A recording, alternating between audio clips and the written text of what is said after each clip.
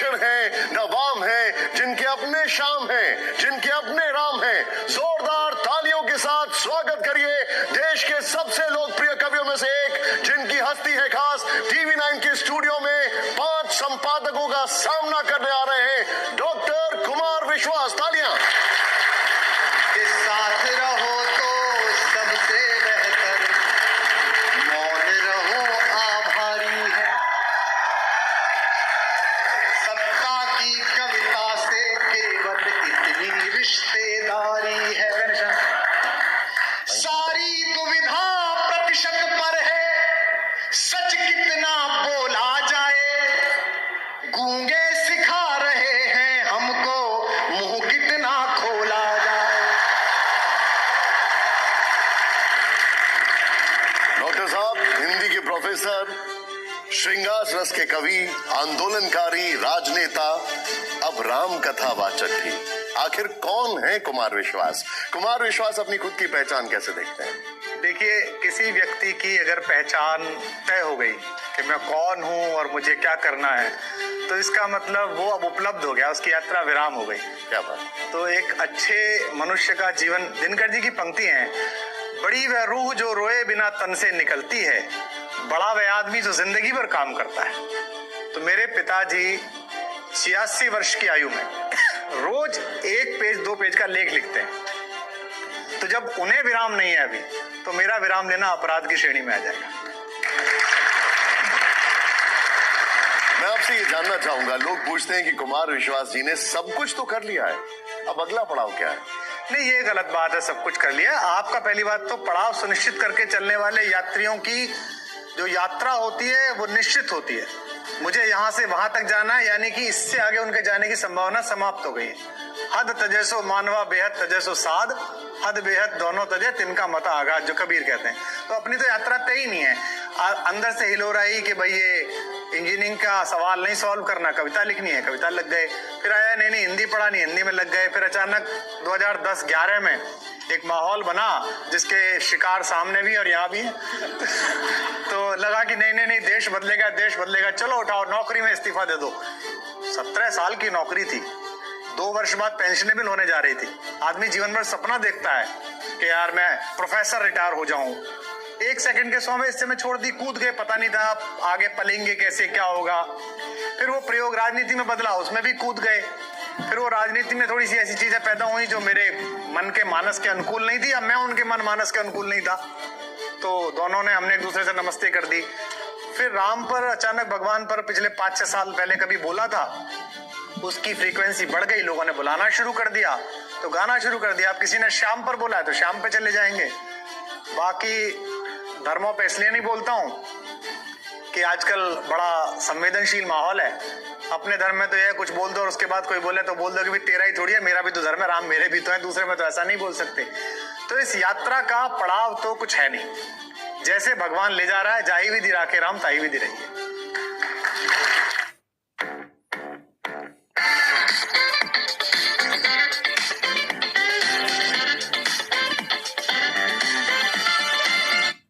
जैसे भगवान ले जा रहा है, जाही विधि राखे राम ताही विधि रही है। वैसे तो कुमार विश्वास मंच पर हो तो किसी भी विषय पर बात हो सकती है, लेकिन मैं शुरुआत करूंगा जो आपने जिक्र छेड़ दिया है, राम से। आपके राम कथा मंचों का नाम है अपने अपने राम। ऐसा क्यों? राम तो एक ही है। राम की सीख, शख्सियत, प्रेरणा हर किसी के लिए एक जैसी होनी चाहिए। नहीं, वो तो ठीक है, लेकिन क्या है कि मेरी माँ जो है वो राम को अलग तरीके से देखती हैं, मेरे पिता राम को अलग तरीके से देखते हैं।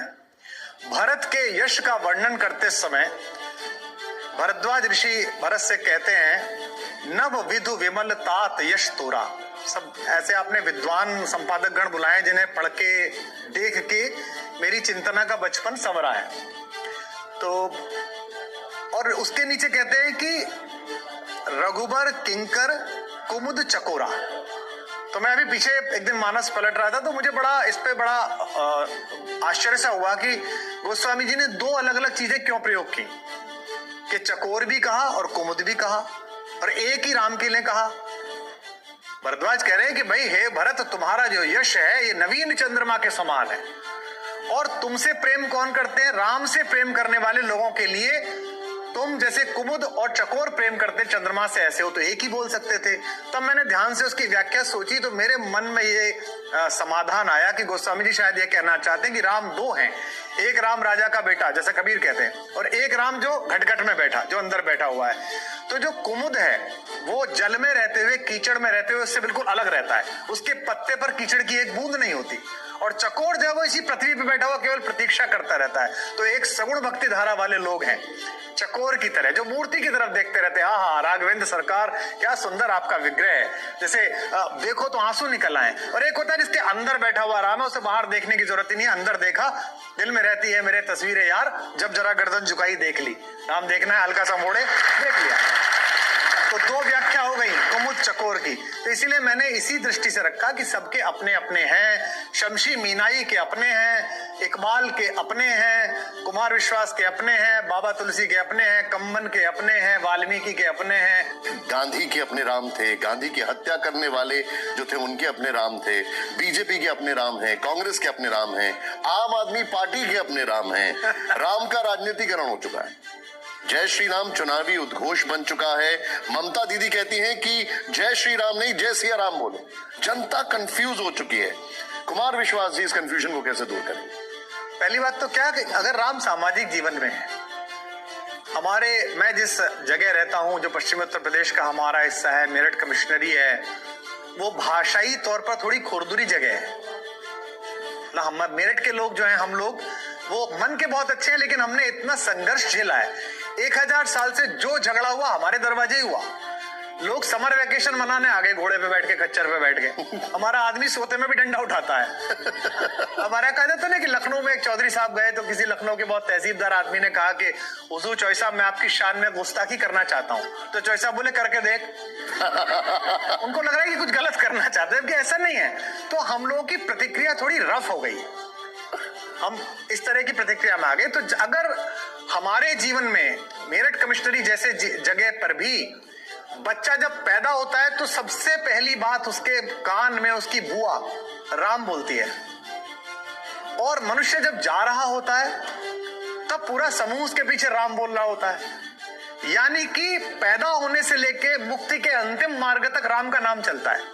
तो अगर राम सामाजिक जीवन में है, आर्थिक जीवन में आप आइए, आप गरीब से गरीब किसान जिसकी 8 बीघे की जमीन है मेरे गांव में, जिसका थोड़ा सा नाज पैदा होता है और उसको वो देता है आड़तीये को, तो उस आड़तीये की जो पहली तराजू होती है उसको एक में नहीं गिनता। ये मिलीलीटर में, एमएल में सामान बेचने वाले मल्टीनेशनल करोड़पति अरबपतियों के मुंह पे तमाचा है कि तुम इतने बड़े रईस हो, 400 500% मार्जिन खा रहे हो, और मेरा किसान देखो वो कितना ईमानदार है, उसको पता है कि कभी पलड़े में थोड़ा ऊपर नीचे हो सकता है, तो मैं एक भी दाने की बेईमानी का भागी ना बनूं। उठाता है पहला पड़ला और कहता है रामा ही रामा। आप देख लेना, कभी भी जाकर गांव में तुलता हुआ देख लेना, रामा ही रामा। दूसरे पे कहता है एका ही एका, तीसरे पे कहता है, दूसरे पे कहता है दोया ही दोया। यानी कि उसका पहला वाला तो टूट फूट में चला गया, कोई कमी हो। तो ये जो उसके आर्थिक जीवन में राम है, तो भैया जी जब सामाजिक जीवन में है, धार्मिक जीवन में है, सांस्कृतिक जीवन में है, आर्थिक जीवन में है, तो राजनीतिक जीवन में भी होगा। इसमें क्या दिक्कत है? अब ये राजनेता कहीं अलग से तो आए नहीं है, हमारे घर परिवारों से आए हैं, और मेरे को तो ज्यादा पता है कि मेरे घर परिवारों से आए। मेरे तो डबल बेड की बगल में से लेट के गए, मेरे कुर्ते पहन के गए हैं, मेरा पैसा यूज करके गए, गाड़ी यूज करके गए, तो मुझे तो पता ही है कि वो कैसे हमारे घरों से आते हैं। तो अगर वो भी राम को अपने जीवन में उतार रहे हैं तो इसके लिए शुभकामना, और वो धर्म का उपयोग कर रहे हैं। ये मैं इसलिए नहीं रोक सकता कि विश्व में धर्म की सामाजिक अवधारणा जब से लागू हुई है, किसी भी धर्म की, तब राज सत्ताओं ने उसका सहारा अपनी अक्षमताओं को छुपाने के लिए किया है, और दूसरी ताकतों ने राज सत्ता को अपदस्थ करने के लिए धर्म का ये गलत उपयोग कर रहे हैं, ये कह के उन्हें अपदस्थ करने का सहारा लिया है। विश्व इतिहास में यूनान से लेके, चाइना से लेके हर जगह ये होता रहा है। तो अगर अब यहाँ भी हो रहा है, भारत में भी हो रहा है, तो मुझे लगता है धीमे धीमे लोगों में समग्र दृष्टि आएगी, और वो धर्म और आध्यात्मिक चेतना में अंतर करना जिस दिन शुरू कर देंगे, उस दिन राजनीति उनका धार्मिक दुरुपयोग करना भूल जाएगी। अनुषा जी एक बात बताइए, बीजेपी और कांग्रेस के राम कैसे होंगे ये तो नहीं पूछूंगा, लेकिन आम आदमी पार्टी के राम कैसे हैं ये तो आपको पता ही होगा। नहीं, देखिए, पहली बात तो मेरा कोई संपर्क नहीं है किसी राजनीतिक विचारधारा से। मेरे लिए जैसे भाजपा है, कांग्रेस है, ऐसे ही वो पार्टी है। ये बात अलग है कि वो मेरे हाथों से उसका निर्माण हुआ, बहुत सारी चीजें मैंने बनाई कराई, 13-15 में चुनाव सारा संयोजन किया, लेकिन मुझे पता नहीं। और मैं ये मान के चलता हूँ कि इस समय जो वहां वैचारिकी है वो किसी भी राजनीतिक दल से अधिक खराब तो हो सकती है, अच्छी नहीं हो सकती है। क्योंकि क्या होता है कि एक मशहूर केस भारत में एक साधु के खिलाफ हुआ, उस पर एक फिल्म भी बनी है, आपने देखी होगी अभी। उसका निर्णय करते समय भी माननीय न्यायाधीश ने यह कहा कि आप साधु के चोले में थे तब आपने ये किया, इसलिए आप ज्यादा दंड के भागीदार। तो अगर आप राजनीति में साधु के चोले में हैं और फिर आप राजनीतिक विद्रूपताओं का घटिया इस्तेमाल करें तो आप ज्यादा दंड के अपराधी हैं। तो मुझे पता है कि जैसा राम का उपयोग दूसरी पार्टियां पक्ष में प्रतिपक्ष में कर रही हैं, उससे भी कोई भदेश किस्म का उपयोग वो कर रहे हैं या करेंगे। अन्यथा कोई ऐसा नहीं कहता है कि जिस जगह विश्वविद्यालय बनवा दो और मेरी तो नानी ऐसे कहती थी और वहीं के लिए फिर आपको मैं तो लोगों को भेज रहा हूं। ऐसा नहीं होता है कभी भी। सबको पता है कि ये राजनीतिक कौशल है। और हिंदी में बड़ा खराब शब्द है भारतीय भाषाओं में, वो मैं बोलना नहीं चाहता। ये दो गले अलग अलग प्रयोग करने वाले आदमी को जो कहा जाता है, ये ऐसा प्रयोग है। दो भाषाएं अलग अलग। आपने अपने आप बहुत सारी चीजें बोल दी। शंभूनाथ जी कुछ बोलना चाहे, बताइए सर। जी कुमार जी, आपने कहा कि राज सत्ता के साथ धर्म जुड़ा होता है। धर्म जुड़ा है तो कम से कम भारत में राज सत्ता के साथ राम जुड़े हुए हैं। क्या रामचंद्र जी जब राजा थे तब भी उनके साथ कोई धर्म जुड़ा हुआ था? ये राम जुड़े हुए थे। आदरणीय शंभूनाथ जी का प्रश्न बहुत ही ऐसा है जो हमारी पीढ़ी को जिसका उत्तर सुनना चाहिए। तो मेरी जो किंचित बुद्धि है वो ये है कि भगवान राम की आधिकारिक जीवनी वो श्रीमद् वाल्मीकि रामायण है। उसके बाद के ग्रंथ भगवान के जो लीला पृथ्वी पे हुई है उसका वर्णन है। जैसे गोस्वामी जी हैं तो गोस्वामी जी कोई ऐसी बात नहीं सुनना, कहना चाहते, देखना चाहते जो भगवान के भगवत स्वरूप के बाहर जा रही है। ऐसे सैकड़ों प्रसंग जिन्होंने दोनों ग्रंथों का सम्यक पारायण किया है, मैंने तो कम किया है, ऐसे लोग बता सकते हैं। जयंत के चोंच मारने के समय श्रीमद् वाल्मीकि रामायण में जयंत माता सीता के आंचल में चोंच मार के जाता है और श्रीमद् रामचरितमानस में वो पैर में चोंच मार के जाता है। क्योंकि बाबा ये कल्पना भी नहीं कर सकते कि माँ के विषय में इस तरह सोचें, जबकि वो वाल्मीकि जी एक व्याख्याकार हैं जो उसी समय जी रहे हैं, जो उस राम कथा में स्वयं पार्ट भी है उस कहानी में। उनका वर्णन करते समय जब नारद से आदि कवि ने पूछा कि कल मैं जब नहा के आया तो दो क्रंच पक्षियों के जोड़े में एक की बधिक ने हत्या कर दी और मेरे मुंह से ये श्लोक निकला, जो शोक था वो श्लोक में परिवर्तित हो गया। शोकम जो वो शोक में परिवर्तित, तो मैं ये क्या करूं, ये क्या चीज है? अनुष्टुप छंद था। तो नारद जी ने कहा ये तो कविता है, ये विश्व की पहली कविता जो आपके मुंह से निकली है और ये दुनिया में बड़ा काम करेगी। तो क्या करूं? तो किसी बड़े व्यक्ति का वर्णन करें जिससे लोग प्रेरणा पाए। तो महर्षि पूछते किसका वर्णन करो? तो नारद जी कहते हैं कि इक्ष्वाकु वंश में राम पैदा हो गए। इक्ष्वाकु वंश प्रभवो रामो नामः जनः श्रुत। और उनके बारे में कहते हैं रामो विग्रहवान धर्मः, धर्म जैसे एक विग्रह के रूप में आ गया हो, मूर्ति के रूप में आ गया हो। तो जो आपका प्रश्न है आदरणीय, राम तो स्वयं ही धर्म है, लेकिन राजा आगे कैसा आचरण करेगा इसे बताने के लिए राम, राम के पिता, राम के भाई, ये सब धार्मिक मर्यादा में आचरण करते हैं और धर्म गुरुओं से वो राय लेते हैं। एक बार राजा मन माही है गिलानि मोरे सुत नाही, गुरु गृह गए तुरंत भूपाल। ये नहीं हुआ कि उन्होंने पीए से कहा दशरथ ने, हेलो अरे जरा गुरुजी को बुला के लाना, गाड़ी भेज। नो, वो खुद गया गुरु के घर। ये अल्पकाल विद्या सब पाई, गुरु गए पढ़न रघुराई। रघुवंश मौली मणि भी गुरु के घर पढ़ने गए। तो धर्म की एक मर्यादा भगवान राम ने एक सामान्य राजा के रूप में शासन करते हुए और उससे भी महत्वपूर्ण किसी भी प्रकार से कमतर नहीं उनके अनुज भरत ने सिद्ध की है नंदीग्राम में। तो हमारे जो मुख्यमंत्री उत्तर प्रदेश के हैं, उनकी वेशभूषा पे राजस्थान के कवि ने, मेरे सामने एक हास्य कवि ने उनकी मजाक उड़ा दी कि इनको कोई मुख्यमंत्री नहीं मिला, एक बाबा पकड़ लाए, ऐसा करके बोल दिया। तो मेरी तो कोई उनसे मैत्री भी नहीं है, मेरे मुख्यमंत्री इतना ही परिचय है। तो मैंने संचालन में ये कहा कि भैया आप उनकी नीति रीति पर टिप्पणी करिए, हमने भी हाथरस कांड पे बहुत विरोध किया, वीडियो जारी किया, सब हम करते हैं, लेकिन वेशभूषा पे टिप्पणी मत करिए। क्योंकि जिस राम राज्य की अवधारणा कांग्रेस भी गाती है, भाजपा भी गाती है और विश्व के अन्य देश भी गाते हैं, वो राम राज्य नंदीग्राम में भरत महाराज ने उसी कपड़े को पहनकर चलाया था जिस कपड़े में मेरा मुख्यमंत्री लखनऊ में बैठा हुआ है। राम जी की बात तो छोड़िए, हनुमान जी को भी नहीं छोड़ा गया है। बीजेपी के अपने बजरंग बली हैं, कांग्रेस के अपने बजरंग बली हैं, बजरंग दल के अपने बजरंग बली हैं और बागेश्वर धाम वाले बाबा के अपने बजरंग बली हैं। चुनाव के मैदान से पर्ची वाले चमत्कार तक हर जगह बजरंग बली हैं। मुझसे किसी ने पूछा था कि राम कथा में हनुमान का क्या महत्व है, तो मैंने इसका एक बड़ा विनम्र उत्तर दिया कि भगवान राम और भारतेश्वरी माता सीता ये दो ध्रुवों के प्रतीक हैं। सीता कृषि संपदा है, किसान को मिली है, राजा को नहीं मिली। जब जनक हल चला रहे थे तो राजा नहीं थे उस समय, वो ज्ञानी नहीं थे, वो किसान थे, कृषक थे। और राम पैदा हुए ऋषियों के हव्य से, वो ऋषि संपदा है। ये ऋषि संपदा और कृषि संपदा का मेल है। एक सूर्यवंशी है और एक पृथ्वी की पुत्री है। लेकिन अगली बात हनुमान के लिए प्रासंगिक है, कोई भी सूर्य और कोई भी पृथ्वी ना कुछ संतति पैदा कर सकती है, ना प्रकृति पैदा कर सकती है अगर बीच में वायु ना हो। क्या बात है। तो ये कथा, ये प्रसंग वायु पुत्र के बिना निरर्थक है। दूसरा, लाइटर मोड पे कह रहा हूं, मैं इस पे टिप्पणी नहीं करूंगा। जो आपने सवाल पूछा है, आप पत्रकार हैं, आपका काम है कि मुझे आप फंसाएं, और मैं कबड्डी का पहलवान हूं, मेरा काम है कि मैं आपको छू के वापस लौटाऊं ताकि आपके मेरे नाम लिख के जाए। तो आपने मुझे फंसाया, मैं फंसूंगा नहीं इसमें। एक बात कहूंगा राजनेताओं से, कृपया आप राम को कुछ भी कह लें, प्रयोग कर लें, राम धीरोदात्त नायक है, क्षमा कर देते हैं, हनुमान जी को न छुए।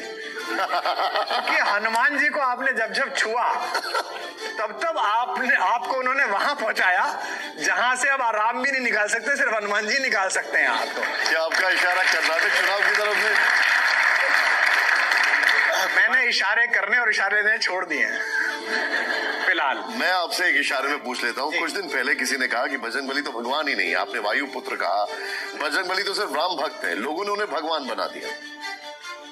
मैं ऐसी किसी अनैतिक बात पर टिप्पणी करना नहीं चाहता। ये वाक्य और ये शब्द मेरे लिए इस चैनल में सुनना भी मेरे लिए खराब समय है। मतलब मैं अपने जीवन के सर्वोत्तम समय में से ये समय निकालना चाहूंगा कि मुझे सुनना पड़ा, क्योंकि उच्छिष्ट ज्ञान प्राप्त करने वाले लोग जो यूट्यूबीय ज्ञानी हैं। उच्छिष्ट का अर्थ जरा बता देना चाहिए, बच्चों को नहीं पता। उच्छिष्ट पता है इनको, उच्छिष्ट होता है कि बाद में कूड़े में पड़ जाता है ज्ञान। तो यूट्यूबीय ज्ञानी है एक, जो गूगल पे आया, यूट्यूब पे आया, उसे सीख लिया। अगर थोड़ी बहुत भी किसी ने मानस पढ़ी हो, थोड़ी बहुत भी वाल्मीकि रामायण पढ़ी हो, तो शठ को इतना पता होना चाहिए कि राम के काम करने वाले, राम के सभी मांगलिक और सभी चुनौतीपूर्ण कामों में सबसे आगे खड़े रहने वाले मारुति नंदन इतने ज्ञानी हैं, इतने बड़े भाषाविद हैं कि स्वयं त्रैलोक्य का स्वामी मर्यादा पुरुषोत्तम राम भी पहली मुलाकात से उनका प्रभाव भाषा का देख के उनकी प्रशंसा करते हैं। वाक्यज्ञम मधुरम सुग्रीव सचिव कपायण में लक्ष्मण से कहते हैं कि ये कितना अद्भुत वाक्य बोलने वाला सुग्रीव का सचिव है ये कपि, और ये निश्चित रूप से इसने चारों वेदों का अध्ययन किया है। हे सौमित्र, इससे जाकर भाषा में बात करो, इसकी तो अद्भुत भाषा है। ज्ञानिनाम अग्रगण्यम जिसे कहा जा रहा है, अगर आपको इतना पता नहीं है कि उसकी भाषा कैसी है, तो फिर आप भगवान आपका मालिक है भाई साहब। और आपने कहा कि वे भगवान ही नहीं है, जिनके जन्म में पैदा होते। राम ने जन्म से कोई चमत्कार नहीं दिखाया, वे मनुष्य रूप में नरलीला पैदा कर रहे हैं। वो चमत्कारी थे माता के सामने जब पैदा हुए, तो माता ने कहा कि पिछले जन्म में आपने मुझे और मेरे पति दशरथ को वचन दिया था कि आप मेरे घर में पैदा हो गए। तो विष्णु ने कहा पैदा तो हो गया राम बन के, अब क्या चाहती है माता? तो उसने कहा ये क्या पैदा होना, अभी भी विष्णु बने लेट रहे हो, है ना, कीजिए शिशुलीला, कुछ कुछ शिशु लीला करिए। तब राम के मन में आया कि हाँ मेरा तो रोल ये है, तो उन्होंने सुन के रोना शुरू करा और प्रसन्नता प्रारंभ हुई, आनंद मंगल हुआ। लेकिन हनुमान भगवान है, देवत्व से विभूषित है, ये वो अपने बचपन में सूचित कर चुके हैं। जिस बच्चे ने बाल समय रवि बख्श लिया और जिसको 11वां रुद्र कहा जा रहा है, शंकर जिसके गुरु हैं, इंद्र ने जिसे जल में न डूबने का वरदान दिया है, अग्नि ने जिसे कभी न जलने का वरदान दिया है, जो भाषा का इतना कौशलपूर्ण व्यक्ति है कि सुरसा जैसी एक इतनी बड़ी चीज को भी, इतने बड़े ऑब्स्टेकल को, इतनी बड़ी आपदा को भी अवसर में बदल देता अपनी भाषा की। लंकिनी से संवाद उनका देखिए कितना मधुर है। अगर किसी ने इतना भी नहीं पढ़ा है और फिर वो कोई टिप्पणी करे और आप मुझसे टिप्पणी मांगे, तो कृपा पूर्वक इसको कार्यक्रम में तो रहने दें इस टिप्पणी को, लेकिन आप सब भी प्रार्थना करें कि मेरे जीवन के अमंगल क्षणों में से एक क्षण निकल जाए कि मैंने हनुमान जी के बारे में ऐसी बात सुनी।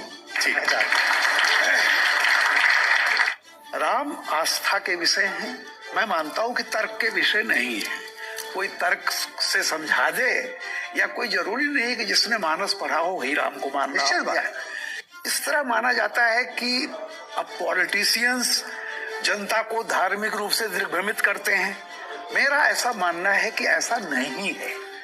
तो मेरा ये कहना है कि आजकल जो ये सीन चला हुआ है कि धर्म को भुनाया जा रहा है, क्या आपको लगता है कि वाकई चूंकि कोई पॉलिटिकल पार्टी या कोई भी धर्म की बात करता है तो जो परिणाम आते हैं वो सिर्फ इसके नाते होते हैं? आप आधी शताब्दी से राजनीति देख रहे हैं। मैं तो अभी उम्र के उस पड़ाव पर पहुंचा ही हूं। राम का विषय काल की परिधि से बाहर है। ये पहली बार ऐसा नहीं हो रहा है कि मेजॉरिटी माइनॉरिटीज के बीच में संशय, संवाद में झिझक, ये बीच बीच में ऐसे फेज आते रहते हैं और ये होता रहेगा। मैं जब बहुत छोटा था, मतलब 6-7 साल का रहा होगा, तो मेरे पिताजी कॉलेज में प्रोफेसर थे और गांव जाते थे। तो एक बार मैं उनके साथ गांव जा रहा था, कई बार मैंने देखा तो हमारे गांव के बाहर माइनॉरिटीज की, सीधे बोलूं तो मुसलमानों की बस्तियां थी और बस से उतरने के बाद वो 1-1.5 किलोमीटर का रास्ता पैदल पार करना पड़ता था। तो वहां कई खान साहब चाचा वगैरह बैठे रहते थे। तो मेरे पिताजी जाते समय, निकलते समय उनको नमस्ते करते थे, चाचा राम राम। और मेरे पिताजी का नाम है डॉक्टर चंद्रपाल शर्मा और उनका गांव में नाम है चंदर। तो मैंने अक्सर देखा था कि जो बूढ़े बुजुर्ग थे वो इधर से बोला चाचा राम राम, राम राम चंदर मास्टर, और भैया ठीक है, ये छोटा वाला दीख है, बेटा बाबा से राम राम करो। तो बिना ये जाने कि बाबा मौलाना कौन से हैं, मैं बाबा राम राम, राम राम, जीते रहो बेटा। ना तो चंदर मास्टर को ये कहने में दिक्कत आई कि ये बाबा है, ना उन खान साहब बाबा को उस समय दिक्कत आई ये कहने में कि ये पोता है। क्या बात है। ये समय था और ये समय लौटेगा। लेकिन ये लौटेगा कैसे सर? ये लौटेगा ऐसे जब राजनीति के इस कुचक्र को खान चाचा और चंदर मास्टर दोनों एक जैसा समझें। अब खान चाचा कुछ और समझे और चंदर मास्टर कुछ और समझे तो ये कभी नहीं आएगा। और मैंने पहले भी एक आध बार कहा है, इस सामने जो युवा बैठे हैं और जो सुन रहे हैं, अलग अलग लोग होंगे। मैं मानस पढ़ने वाला सनातनी व्यक्ति हूं, ये भी ब्रह्म महाकाल का रक्षा सूत्र है, और मैं आत्मा के रेशे रेशे में आध्यात्मिक चेतना और धर्म में बचपन की वजह से, क्योंकि ऐसे ही परिवार में पैदा हुआ हूं। लेकिन ईश्वर ना करे अगर कोई ऐसा क्षण आए इस देश के संविधान और गीता में से चुनाव का मुझे मौका पड़ जाए, कभी ना हो, भगवान ना करे, लेकिन कोई भगवान ना करे इस देश पे ऐसा संकट आए कि मुझ जैसे आदमी के इस चयन के आधार पर संकट टल सकता है, तो मैं बड़े भारी मन से रोते हुए गीता को एक तरफ रख के संविधान के ऊपर हाथ रख दूंगा कि मैं ये अब मैं यही बात अपने इस्लाम मानने वाले साथियों से, अपने खालसा पंथ मानने वाले साथियों से, अपने बाइबल में आस्था रखने वाले साथियों से मनवाना चाहता हूं, कहना चाहता हूं, अनुरोध करता हूं, और मैं मानता हूं वो ऐसे हैं। बस वो मेरी तरह मुखर होके बोलना शुरू कर कि ईश्वर ना करे इस्लामिक देशों के ओपेक संगठन 58 संगठनों के दबाव में किसी और चक्कर में मेरे सामने क्षण आया कि पवित्र कुरान शरीफ और संविधान में से चुनने का मौका आया, तो मैं 1 सेकंड का हिस्सा लगाऊंगा। मैं कहूंगा कि कुरान घर के अंदर है, बाहर में संविधान मानता हूं, मैं संविधान के साथ। न किसी राहबर न रहगुजर से निकलेगा, हमारे पांव का कांटा हम ही से निकलेगा। क्या बात है। विश्वास, इसी पर एक बात सवाल मन में आया आपकी इस बात पे। ये जो विश्वास है आपका, जो अभी आपने प्रकट किया, उसमें एक भाव ये है, अंतर्निहित है कि आप सभी से एक समान विश्वास और आस्था की मांग कर रहे हैं। ऐसा न कभी था, न है, न शायद होगा कि सबके धार्मिक विश्वास और व्यवहार एक जैसे हो जाएं। तो ये जो संविधान बनाम गीता, संविधान बनाम कुरान, संविधान बनाम गुरु ग्रंथ या बाइबल की जो बात है, इसमें जो ये समकक्षता या समानता की अपेक्षा है, ये कितनी जायज है, जरा इस पर विचार करिएगा। मैं अभी इस पर बहस नहीं करूंगा। बड़ी विनम्रता के साथ मैं इसमें एक बात कहूंगा। हिंदी का विद्यार्थी होने के नाते दो शब्द है, एक है एक रूपता और एक है एकता। मैं यहाँ एक रूपता की मांग नहीं कर रहा। मैं ये नहीं कर रहा कि पूरा देश तिलक लगाए या पूरा देश टोपी पहने। मैं तिलक लगाऊं, तुम टोपी पहनो, लेकिन सड़क पर चलने का, बाईं तरफ चलने का जो कायदा, वो मैं भी मानू, तुम भी मानो। तुम कहो कि मैं दाईं तरफ चलूंगा और मैं बाईं तरफ चलूंगा तो एक्सीडेंट होगा। कुमार विश्वास जी, एक तरफ आप राम कथा कहते हैं, राम और परशुराम के संवाद बताते हैं, लेकिन सोशल मीडिया पर आपके खुद के संवाद थोड़े बदल जाते हैं। मैं आपके कुछ पसंदीदा शब्द बताता हूं। आत्ममुग्ध, बौना, चिंटू, ये सब क्या है? आपने कभी डाई हुए कपड़े की धुलाई देखी है? तो पहली धुलाई में कपड़ा रंग छोड़ता है, फिर दूसरी धुलाई में छोड़ता है, फिर तीसरी धुलाई में छोड़ता है। तो मैं जहां जहां से होकर गुजरा हूं, उसके शेड्स मेरे अंदर कुछ हैं।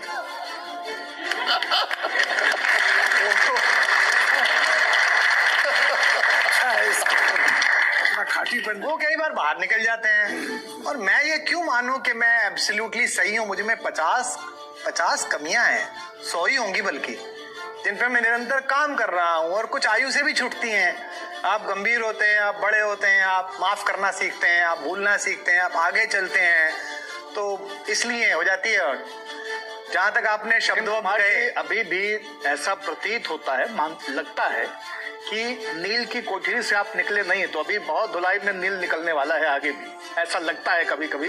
क्योंकि ये भी हो सकता था कि प्रेम की कविताओं का कवि, जब प्रेम की प्रतिस्थापना ही सबसे ज्यादा हिली हुई है देश में, समाज में, घरों में, विवाहों में, परिवार में, हर जगह पे आप देखिए असहिष्णुता और प्रेम की रिक्तता ये साफ दिखाई देती है। ऐसे समय में प्रेम की प्रतिस्थापना वाला कृष्ण, जो प्रेम का नायक है, उसकी प्रतिस्थापना भी कुमार विश्वास कर सकते थे। या जिनको मैं गॉड ऑफ डेमोक्रेसी कहता हूं, कि लोकतंत्र का सबसे बड़ा जो देव है, उन्नायक है, वो साक्षात शिव है। और शिव की कथा कोई नहीं कहता है, क्योंकि वो इतना लोकतांत्रिक है कि धर्म और जाति की और समाज व्यवस्था की दुकान चलाने वालों के लिए शिव जो है बाधा है। वो इसीलिए विष्णु सम्मत रहना चाहते हैं, वो इसीलिए सनातन सम्मत रहना चाहते हैं। तो अभी भी लग रहा है कि आप एक तरह के राम के सामने अपने वाले राम को ला करके कहीं ना कहीं एक राजनीतिक वेणी में अभी आप खेल रहे हैं, उस मौका से आप उतरे नहीं हैं। तो ये नील अभी और निकलना है या क्या है?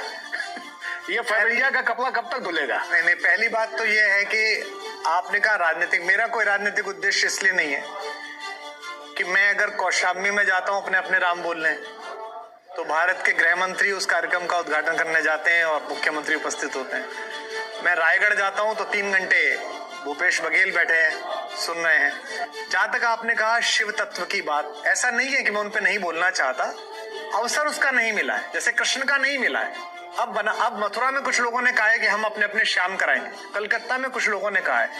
जहां से आपने प्रश्न प्रारंभ किया कि नील के अंश रह गए और एक विशेष जगह पर जाकर आघात होता है। मैंने पहले भी पूछा था, मैं आपसे पूछता हूं, आपके पुत्र हैं? नहीं, हम ही किसी के पुत्र हैं। आप ही किसी के आपके पुत्र कॉलोनी में 12वीं में पढ़ने वाले अग्रवाल साहब के, श्रीवास्तव साहब के लड़के के साथ कोने में खड़े होकर पेड़ के नीचे और चरस का सुट्टा मारते हुए मिले, तो पहला जूता किस में मारेंगे आप? अपने लड़के में।